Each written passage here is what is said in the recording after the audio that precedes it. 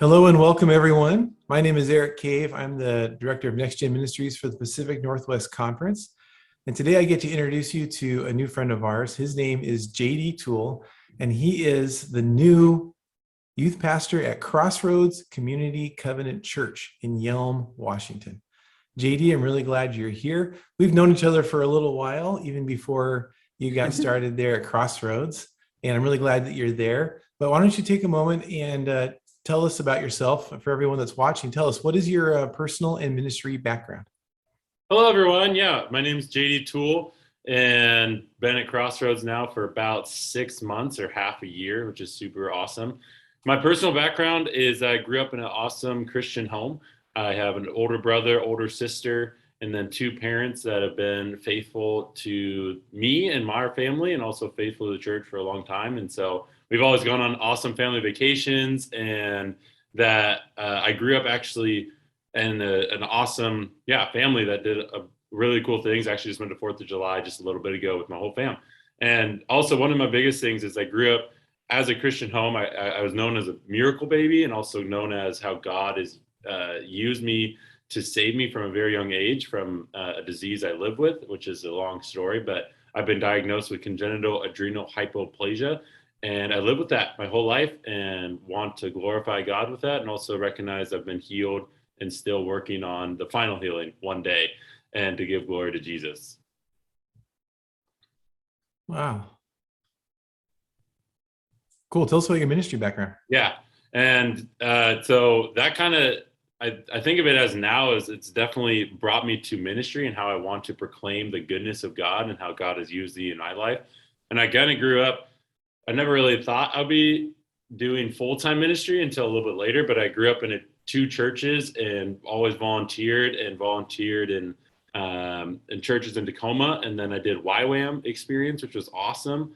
And throughout that time, I was really just called more and more into the ministry. And now it's particularly youth in America is what I feel like I'm called to and wanting to do, and what God has for me in my life. And I'm super excited for every day to be living and doing my dream, what God has called me to do. Awesome.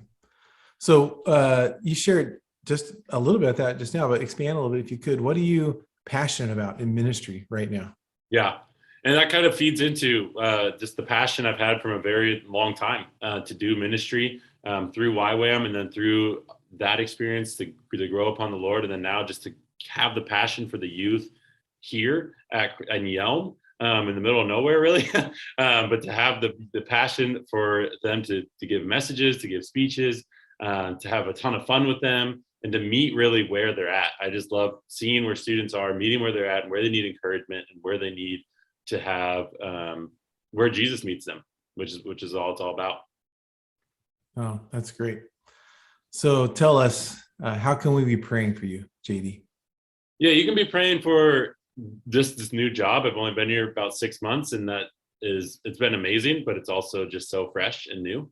And also I am in school, and that's kind of like my biggest challenge right now. And so I'm in a master's program, and somehow I've survived up until this point. Don't know how, because it's God's glory, and I've been through a lot the last year.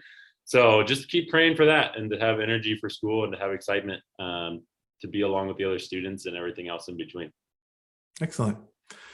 Well, as is our tradition in these introductions, JD has picked 5 kind of random questions to learn a little bit more about him, and we'll just kind of quick fire through these as we go along to wrap up. So the first question is, what is your personal philosophy?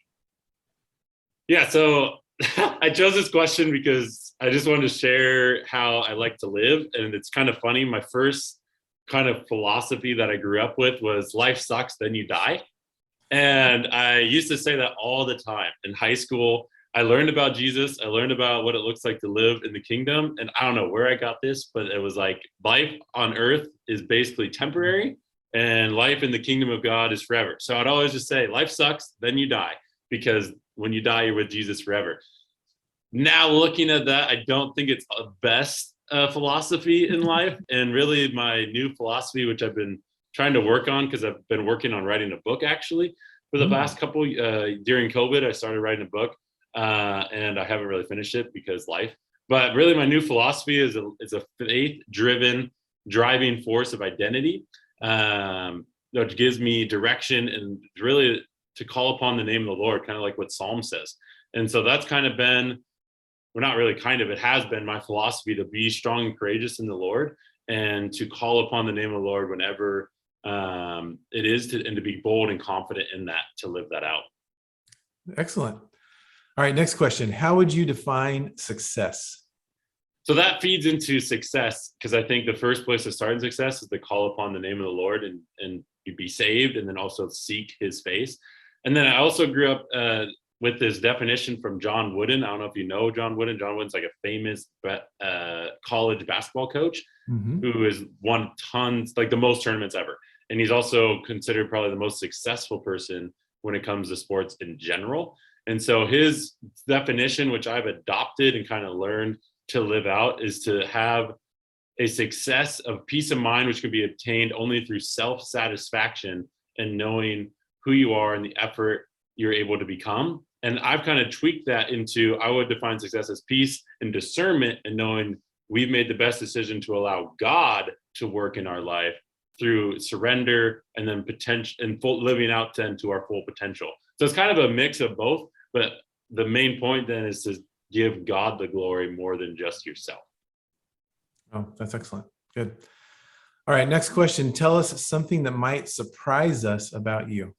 So I'm super fun. I'm excited about life. I come across as kind of a go-lucky type of guy that loves everything. And so what really surprised me is what I like to feed upon is deep, healthy, enriching conversations. And I don't always come across that way, because I'm like, yo, let's go, let's have some fun, let's go party. But I love being able to dive into just hard conversations about your soul, about sin, even about conversation about salvation, and just having the idea, like having that time to seek and sit into whatever's happening.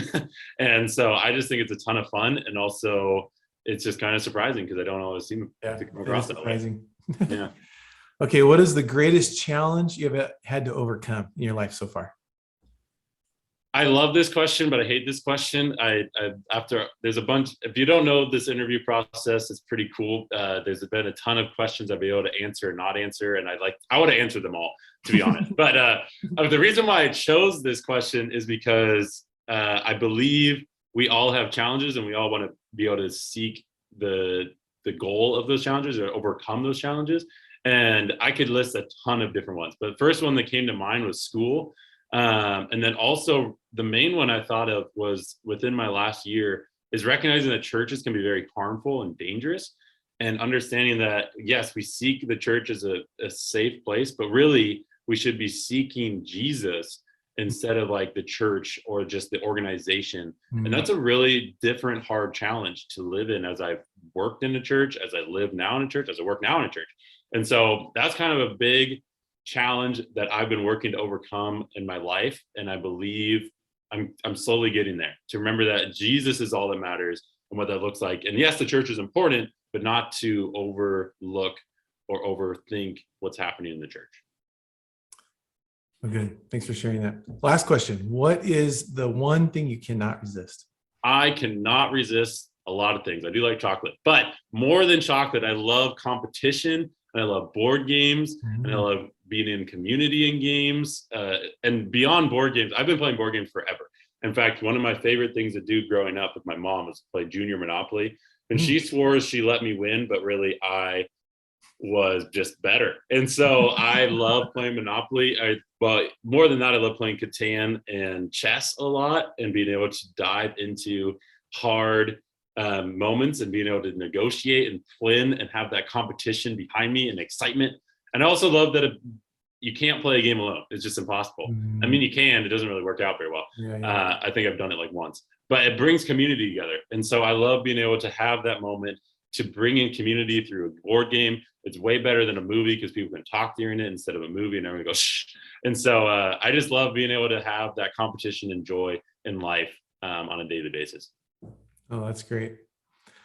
Well, JD, it's been a pleasure having you on today. It's been fun. As I mentioned earlier, I've known you for a long time, and I've always enjoyed your friendship. I enjoy getting your encouraging mass text with scripture and spiritual thoughts that are great. So I just want to encourage everyone to be praying for you. And if you'd like to connect with JD, I'll put links below where you can reach out to him and let him know that you appreciate him, that you're praying for him. If you want to get on his mass text list, you can probably do that too. So JD, thank you so much for being with us today. Yeah, thank you so much for this opportunity. I'm so excited to be back in the Pacific Northwest, where I was born and raised. And Eric's been an awesome mentor and friend for a long time, like you mentioned. And I do. That is the other thing I didn't see a question for, but I love encouraging people. Oh, and it's been a gift that I believe God's given me. And also just, yeah, it's just something I really enjoy doing. So yeah, thank you so much for having me on.